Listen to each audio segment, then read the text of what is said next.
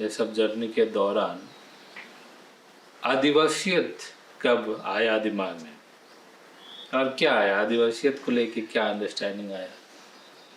ये कोई एक फेज नहीं है आदिवासियत का सवाल दिमाग में आना, चूँकि जिस परिवार में मेरा लालन पालन हुआ वो परिवार के अंदर कई सवालों को लेकर संघर्ष रहा था, जो हम अपनी नानी को फेस करते हुए देखे।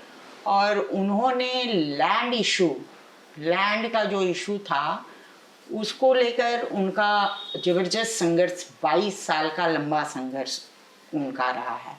और उस दरमियान कई उठापटक उनके जीवन में हुआ और वो कई कहानियाँ हमें बताती थी कि कैसे हम रीछीबुरु के पहाड़ों के नीचे वो सब्जी का उपजा कर हम यहाँ बेचने आते थे। और उसी रात या संभव हो सका तो हम वापस जाते थे, उसी रात संभव हो सका तो हम इस पहाड़ के नीचे कहीं रुक जाते थे। तो एक उनका जो संघर्ष है अपने गांव से लेके ये हाट तक का आने का संघर्ष, क्यों आती थी? क्योंकि वहाँ रह सकती थी, लेकिन उनको वो एक दौर बदल रहा था। मेरी समझ से वो समय था जो हम समझते थे कि एक शासन व्यवस्था आ चुकी थी, यहाँ व्यवस्था बन चुकी थी और उस शासन व्यवस्था में अपनी उपस्थिति दर्ज करना, अपना राइट्स को दर्ज करना और अपनी हक की बात को पहुँचाना, ये इसके लिए दाम लगता था।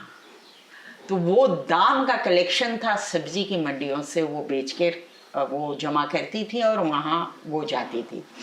तो अगर हम अपनी उस दौर की बात को याद करें या नानी का जो संघर्ष को हम याद करें, तो नानी का जो संघर्ष जमीन बचाने का था और जमीन की जो लड़ाई अपने गोतिया और गांव घर के अंदर थी, तो वो उसका दृष्टिकोण मैं अभी समझ पा रही हूँ कि उसका दृष्टिकोण बहुत लंबा था और बड़ा था कि जमीन होगा तो हमारी अस्तित्व रहेगा, जमीन होगा तो हमारा जीविका चलेगा, जमीन रहेगा तो हमारा श्रम जिंदा रहेगा और हम जिंदा रहेंगे।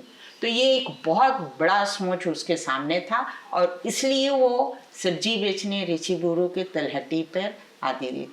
मैं इस पर कविता भी लिखी हूँ उसकी याद में कि उन्होंने जो अपना संघर्ष इस तरीके से बताया कि कैसे हम जंगलों से बाहर निकलकर सब्जी बेचने यहाँ आया करते थे। तो